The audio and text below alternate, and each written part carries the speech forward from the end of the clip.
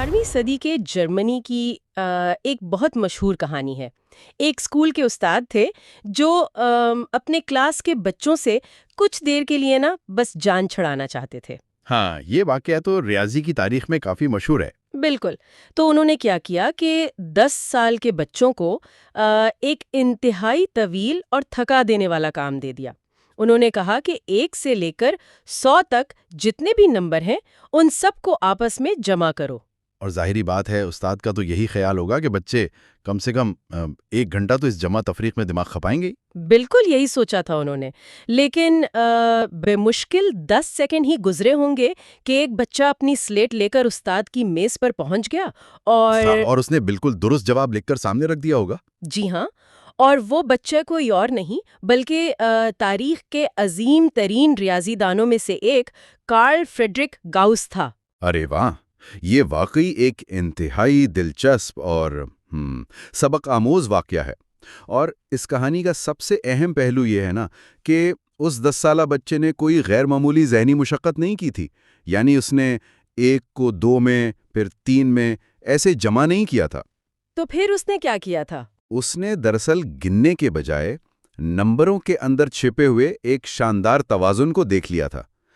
آپ کہہ سکتی ہیں کہ اس نے پیٹرن کو سمجھ لیا تھا۔ صحیح۔ اور آج کے اس گہرے مطالعے میں ہم دراصل انہی ذہنی شارٹ کٹس کا تجزیہ کرنے جا رہے ہیں۔ ہمارے نوٹس میں نمبر سیریز کو حل کرنے کی کچھ زبردست ٹیکنیکوں کا ذکر ہے، جنہیں ٹائپ 8، ٹائپ 9 اور ٹائپ 10 کہا جاتا ہے۔ بالکل، اور یہ موضوع ان سب کے لیے ہے جو معلومات کے انبار میں الجھے بغیر بس ذہانت سے کام لینے کے شارٹ کٹ سیکھنا چاہتے ہیں۔ تو آج ہم یہ دیکھیں گے کہ کیسے طویل ترین حسابی عمل کو محض سیکنڈوں میں حل کیا جا سکتا ہے۔ اور اہم بات یہ ہے کہ ہم کوئی رٹا لگانے کے لیے نہیں کر رہے ہیں، بلکہ اس کے پیچھے موجود منطق کو سمجھنے کی کوشش کریں گے۔ اور جب ہم منطق کی بات کرتے ہیں تو سب سے پہلا قدم یہ ماننا ہے کہ ہمارا دماغ قدرتی طور پر ایک حد تک ہی ترتیب کو پہچان سکتا ہے۔ وہ کیسے؟ دیکھیں، اگر میں آپ کے سامنے ایک سلسلہ رکھوں جیسے 4، 6، 8، 10، تو آپ کا دماغ فوراً کہے گا کہ اگلا نمبر 12 ہے، کیونکہ ہمارا ذہن ہر قدم کے درمیان موجود 2 کے فرق کو فوراً پہچان لیتا ہے۔ یہاں تک تو معاملہ واقعی بہت سیدھا ہے۔ یہ تو ایک عام سی لینئر پیش رفت یا لینئر پروگریشن ہے۔ جی بالکل۔ لیکن مسئلہ تب شروع ہوتا ہے جب ہمیں کوئی طویل چھلانگ لگانی ہو۔ اگر اسی سلسلے میں یعنی 4، 6، 8، 10 میں کوئی اچانک پوچھ لے کہ اس کا 15واں مقام کیا ہوگا؟ اب ہمارا ذہن تو ایک ایک کر کے آگے نہیں جا سکتا نا۔ اور یہیں سے ٹائپ اے کی ضرورت پیش آتی ہے۔ ٹائپ اے دراصل ہمیں لکیری سلسلوں کے اندر سفر کرنے کا ایک نقشہ دیتی ہے۔ اچھا، تو اگر ہمیں اسی سیریز کا 15واں نمبر نکالنا ہو تو ہم شروعات کہاں سے کریں گے؟ اس کی منطق بہت دلکش ہے۔ سب سے پہلے ہم یہ دیکھتے ہیں کہ ہم کھڑے کہاں ہیں۔ اس سلسلے کا پہلا نمبر 4 ہے، تو ہم اسے اپنی بنیاد مان لیتے ہیں۔ صحیح، 4 ہماری بنیاد ہو گیا۔ اب ہمیں 15ویں مقام تک پہنچنا ہے۔ چونکہ ہم پہلے مقام یعنی 4 پر پہلے سے موجود ہیں، اس لیے اب ہمیں مزید 15 قدم نہیں چلنے بلکہ صرف 14 قدم اور آگے جانا ہے۔ یہ بالکل ایسا ہے جیسے ہم کسی سیڑھی پر چڑھ رہے ہوں۔ ارے واہ، یہ بہت اچھی مثال دی آپ نے۔ ہاں، چونکہ میں پہلے درجے پر یعنی نمبر 4 پر پہلے ہی کھڑی ہوں، تو اب میری منزل تک پہنچنے کے لیے کل چھلانگیں 15 نہیں بلکہ 14 رہ گئی ہیں۔ ہم نے محض باقی ماندہ فاصلے کو طے کرنا ہے۔ بالکل درست تشبیہ ہے۔ اب اگلا سوال یہ ہے کہ ہر چھلانگ کتنی بڑی ہے؟ اگر ہم سیریز کو دیکھیں تو 4، 6 اور 8 کے درمیان 2 کا فرق ہے۔ یعنی ہر قدم کا فاصلہ 2 ہے۔ تو اگر ہمیں 14 چھلانگیں لگانی ہیں اور ہر چھلانگ 2 درجے کی ہے تو ہم 14 کو 2 سے ضرب دیں گے۔ 14 کو 2 سے ضرب دینے سے جواب 28 آتا ہے۔ یعنی ہم نے اپنے ابتدائی مقام سے مزید 28 پوائنٹس کا فاصلہ طے کرنا ہے۔ جی ہاں، اور چونکہ ہم نے اپنا سفر نمبر 4 سے شروع کیا تھا تو ہم اس 28 کو اپنے ابتدائی نمبر 4 میں جمع کر دیتے ہیں۔ 28 اور 4 مل کر 32 بن جاتے ہیں۔ ارے زبردست! تو بغیر کسی درمیانی نمبر کو گنے ہم نے بالکل درست اندازہ لگا لیا کہ اس سلسلے کا 15واں مقام 32 ہوگا۔ یہ منطق واقعی بہت مضبوط ہے۔ بالکل، اور اس سے گھنٹوں کا کام سیکنڈوں میں ہو جاتا ہے۔ لیکن میں یہاں ایک سوال پوچھنا چاہ رہی تھی. ہم نے 2 کے فرق کی بات کی. کیا یہ طریقہ کار صرف انہی سلسلوں کے لیے کام کرتا ہے جہاں درمیانی فرق بالکل یکساں ہو؟ یہ بہت اہم نقطہ اٹھایا آپ نے. کیونکہ اگر ہم کوئی ایسا سلسلہ لیں جہاں پہلا فرق 2 ہو، پھر اگلا 5 ہو، پھر 13 ہو، تو کیا تب بھی ہم یہی سیڑھی والا فارمولا استعمال کر سکتے ہیں؟ نہیں، بالکل نہیں. اور اس کی وضاحت بہت ضروری ہے. یہ ٹیکنیک جسے ہم ٹائپ 8 کہہ رہے ہیں، یہ خالصتاً لینئر سلسلوں کے لیے ہے. یہ تبھی کام کرے گی جب ہر 2 نمبروں کے درمیان کا فرق مستقل ہو.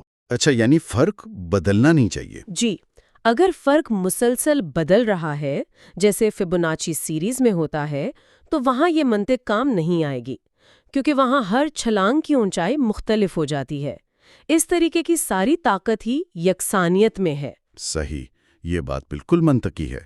اور اگر ہم غور کریں تو روزمرہ زندگی کے بہت سے معاملات اسی یکساں پیش رفت پر مبنی ہوتے ہیں.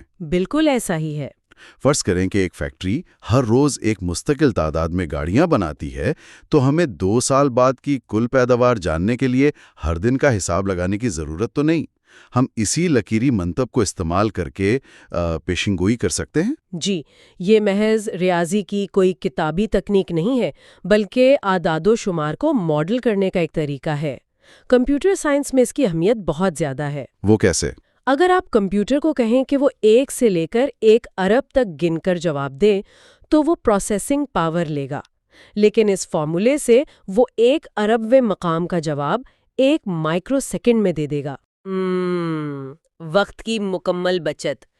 یہ تو ہوئی کسی خاص مقام تک پہنچنے کی بات. لیکن چلیے اب اس سے تھوڑی پیچیدہ صورتحال کی طرف چلتے ہیں، جسے ہمارے نوٹس میں ٹائپ 9 کہا گیا ہے. جی، ٹائپ 9؟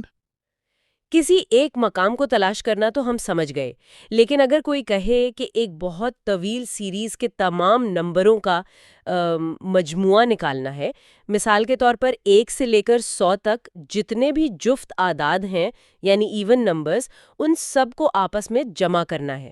اور یہی وہ مقام ہے جہاں اس 10 سالہ گاؤس کی اصل ذہانت سامنے آتی ہے. کیونکہ بظاہر تو یہ ایک ناممکن اور تھکا دینے والا کام لگتا ہے. بالکل. اگرچہ گاؤس نے تمام نمبروں کو جمع کیا تھا، لیکن ٹائپ 9 خاص طور پر جفت اعداد پر مرکوز ہے. اگر ہم 1 سے 100 تک دیکھیں تو اس میں بالکل 50 جفت اعداد ہوتے ہیں اور 50 تک یعنی آڈ نمبرز ہوتے ہیں. صحیح، آدھے ایون آدھے آڈ. تو اگر ہم ان 50 جفت اعداد کو جمع کرنے بیٹھیں، جیسے 2، 4، 6، 8 اور پھر 100 تک، تو یہ ایک لمبی مشقت ہے. تو پھر ہم اس قطار کے کل وزن یعنی مجموعے کو کیسے معلوم کریں گے؟ کیا اس کے لیے بھی ہم کوئی پیٹرن استعمال کر سکتے ہیں؟ یقیناً. اور یہ پیٹرن میری نظر میں ریاضی کی خوبصورت ترین چیزوں میں سے ایک ہے.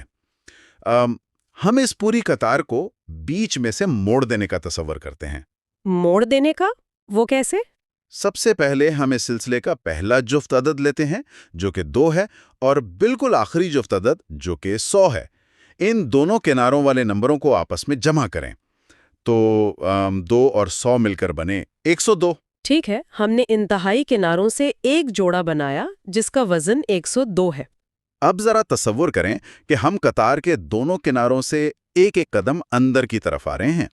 یعنی 2 کے بعد اگلا نمبر 4 ہے اور ادھر 100 سے بالکل پہلے والا جفت نمبر 98 ہے. ارے واہ! اگر میں 4 اور 98 کو جمع کروں تو اس کا مجموعہ بھی 102 ہی بنتا ہے. جی بالکل.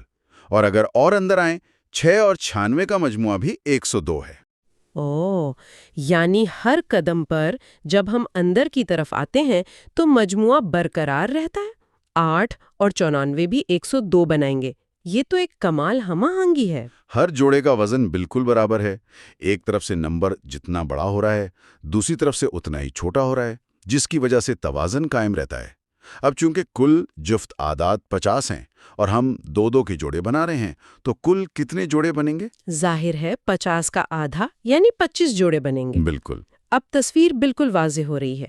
ہمارے پاس 25 جوڑے ہیں اور ہر جوڑے کا وزن 102 ہے. تو کل تخمینہ لگانے کے لیے ہمیں محض ان جوڑوں کی تعداد کو ایک جوڑے کے وزن سے ضرب دینی ہے. جی، تو 25 کو 102 سے ضرب دیں.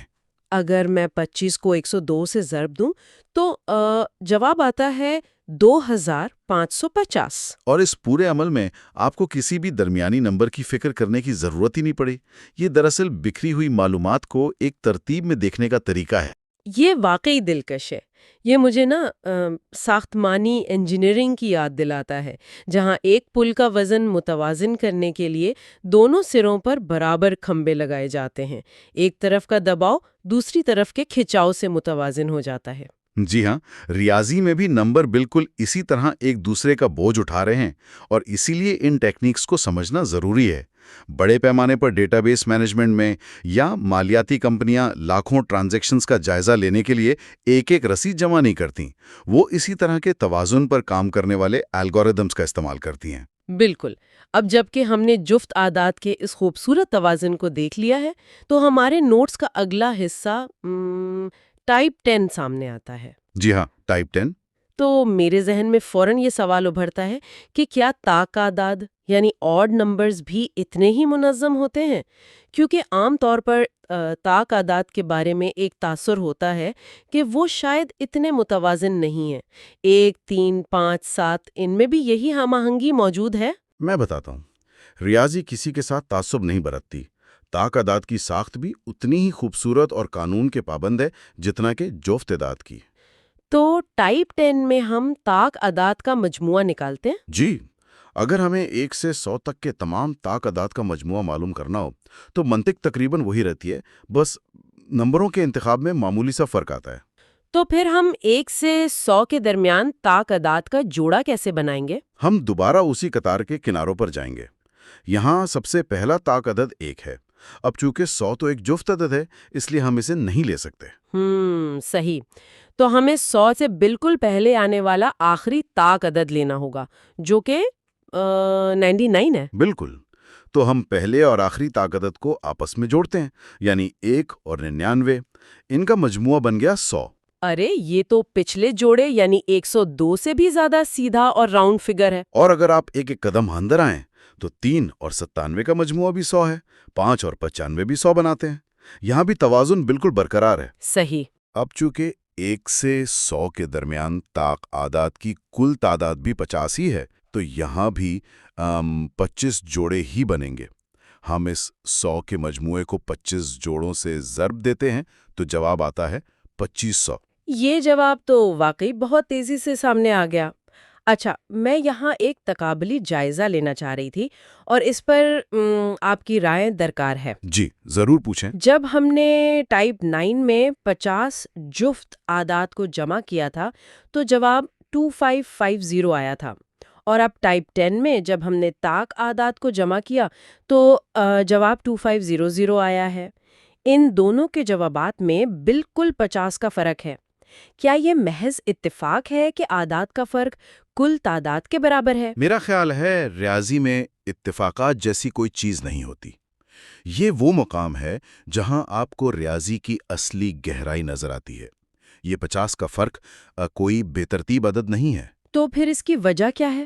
ذرا غور کریں، 1 سے 100 تک ہر جفت عدد اپنے سے پہلے آنے والے طاق عدد سے کتنا بڑا ہے؟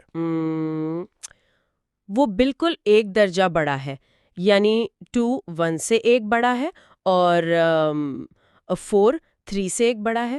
جی ہاں، ہر ایک قدم پر جفت عدد طاق عدد کے مقابلے میں 1 کا اضافہ لے کر آتا ہے، اور چونکہ 1 سے 100 کے درمیان ایسے 50 نمبر ہیں اور ہر نمبر میں 1 کا اضافہ ہو رہا ہے، تو کل اضافہ کتنا ہوگا؟ بالکل 50۔ اسی لیے جفت اعداد کا مجموعہ طاق اعداد کے مجموعے سے ٹھیک 50 زیادہ ہے۔ یہ ایک پوشیدہ ہم آہنگی ہے جو ہمیں بتاتی ہے کہ نمبروں کا یہ ہجوم کوئی بے ہنگم شور نہیں ہے، بلکہ یہ ایک انتہائی خوبصورت اور منظم نظام ہے۔ واقعی یہ نقطہ تو اس پوری بحث کا عروج ہے۔ ہم نے ابتدا اس بات سے کی تھی کہ لمبے سلسلوں کو دیکھ کر گھبراہٹ ہوتی ہے، لیکن اب واضح ہو رہا ہے کہ جسے ہم ایک مشکل کام سمجھ رہے تھے وہ دراصل ایک طے شدہ پیٹرن ہے۔ اور جب انسان ان پیٹرنز کو سمجھ لیتا ہے تو اسے رٹنے کی ضرورت نہیں رہتی، پھر چاہے وہ ٹائپ 8 کے ذریعے کسی دور کے مقام پر پہنچنا ہو یا ٹائپ 9 اور 10 کے ذریعے نمبروں کے جوڑے بنانا ہو۔ یہ سب ایک ہی وسیع تر نظام کے مختلف پہلو ہیں۔ اور یہی وہ مقام ہے جہاں معلومات اصل علم میں تبدیل ہوتی ہے۔ معلومات یہ ہیں کہ فارمولا کیا ہے، لیکن علم یہ ہے کہ وہ کام کیوں اور کیسے کرتا ہے۔ اسے ہم اپنی روزمرہ کی منطق اور مسائل کے حل میں استعمال کر سکتے ہیں۔ یہ آج کی گفتگو کا واقعی ایک زبردست نچوڑ ہے۔ ہم نے دیکھا کہ ایک بظاہر نہ ختم ہونے والے سلسلے کو صرف 2 حصوں میں بانٹ کر اور ان کے متوازن جوڑے بنا کر کتنی آسانی سے ایک پیچیدہ مجموعہ نکالا جا سکتا ہے۔ بالکل، اور عادات کا یہ توازن صرف کاغذ پر لکھی ہوئی ریاضی تک محدود نہیں ہے۔ اور یہیں پر ایک سوال پیدا ہوتا ہے جو میں سننے والوں کے لیے بھی چھوڑنا چاہوں گی۔ کیا عادات کی اس حیران کن ہم آہنگی کو ہم حقیقی زندگی میں بڑے پیمانے پر بجٹ کا تخمینہ لگانے یا انوینٹری کے پیچیدہ نظاموں کو تیزی سے جانچنے کے لیے استعمال کر سکتے ہیں؟ بہت گہرا سوال ہے۔ خاص طور پر وہاں جہاں کمپیوٹرز پر انحصار کیے بغیر فوری فیصلوں کی ضرورت ہوتی ہے۔ ریاضی کے اس توازن میں زندگی، کائنات اور ہمارے ارد گرد بکھرے ہوئے ڈیٹا کے اور کون سے گہرے راز چھپے ہو سکتے ہیں جنہیں ہم صرف اس لیے نہیں دیکھ پاتے کیونکہ ہم بس گننے میں مصروف رہتے ہیں۔ یہ وہ زاویہ ہے جس پر مزید غور و فکر کے نئے راستے کھلتے ہیں۔